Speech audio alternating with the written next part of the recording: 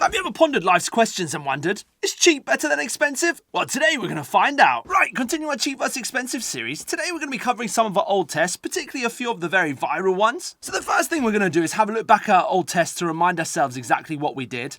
Then we'll have a think about how we can improve that and do a couple more tests to actually decide, is cheap better than expensive? So that being said, let's just crack on. Right, so one of our first tests is going to be chisels. Let's have a look back at the test and see where we can improve. Right, let's check out our test. Let's see what we did.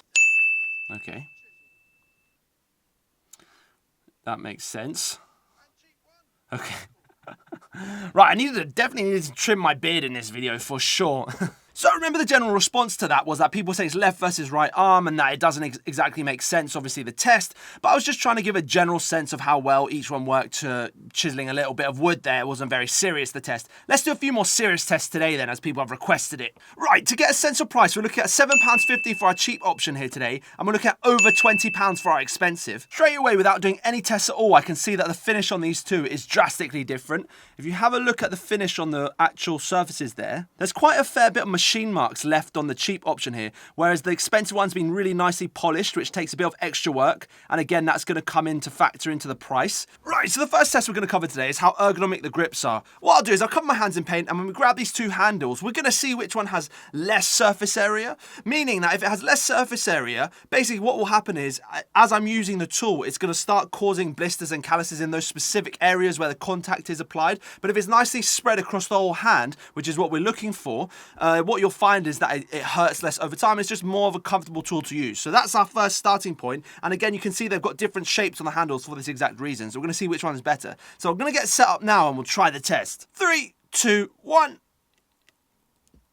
We'll let these dry and I'll wash my hands. We'll come back and check out the results. So if I have a look at the distribution of surface area across both of these tools, I've got to say it looks remarkably more even across the expensive. And again, that tapered handle is going to help massively with that. And I just feel like the rounded nature of our cheap one here means that we're getting quite a lot of concentration of our surface area in the middle. So what you'll find is this will be the area of contention when you're using it for a long period of time. And that's exactly why I think they've got the rubber in those areas, because they know that that's going to be the high surface area. Well, on the expensive, we can see it's rubberized all around because it seems like it's just going to be a more comfortable grip. So that's quite interesting. Expensive definitely pulls a win on this first one. Right, for this next test, we're going to have a look at sharpness. Now, I know this might look a bit silly, but basically what we've got is two lemons set up here on scales. When we press into these, we should see which one's sharper, which one requires less force to actually go into the lemon. And we'll confirm this with a microscope test after if you're not satisfied with this. So let's just try this test first and see how it goes. 3, 2, 1.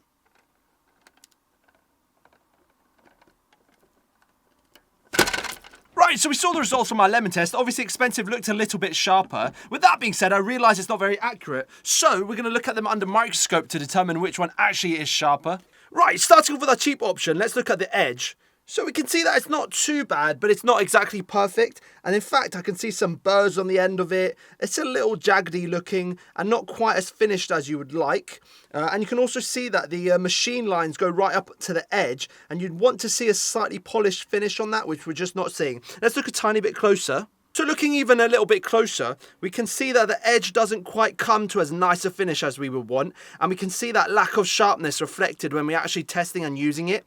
It's just not going to be as sharp as the expensive. So let's compare that to the expensive now and see what we're working with on our other option. What they've done is they've machined the very edge much sharper than they have further back. And that's extra little bit of detail that's going to make it a lot sharper when you first use it. And if we look at the edge specifically, it looks a lot cleaner, obviously minus a bit of lemon here and there, but generally looks a lot cleaner, and we have a nice dark line where the exact sharpness is. Let's zoom in a little bit further and see if we can get any more detail.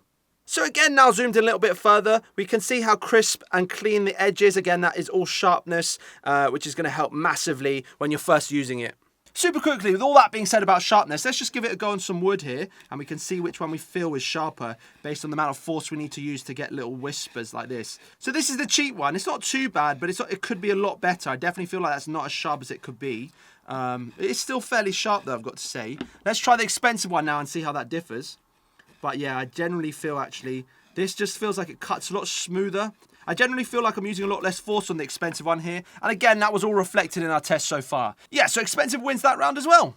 For our final test here, what I'm going to do is give the strike plates as hard as a time as possible with these mini sledges, and we'll basically just see how well they last. Essentially, it's not too complicated of a test. You just want to kind of see what damage is going to be done, because this can get worn in and eventually sort of make the chisel a little bit annoying to use. So we're going to try that now, and we'll see what sort of effect that has. Right, in 3, 2, 1... So if I have a look at the strike plates, we can see they've used a relatively soft metal on the cheap one. It's quite a few marks from the hammer there, whereas our expensive one actually doesn't have any at all. All of that stuff you see there is just from glue I had on before. But yeah, I can see no noticeable marks on this sort of plastic they've got. I don't know what composite plastic this is, but it's very, very strong. It might be some fiberglass in there. But I can see a number of marks on the cheap option here that just isn't on the expensive. So definitely expensive performed better there.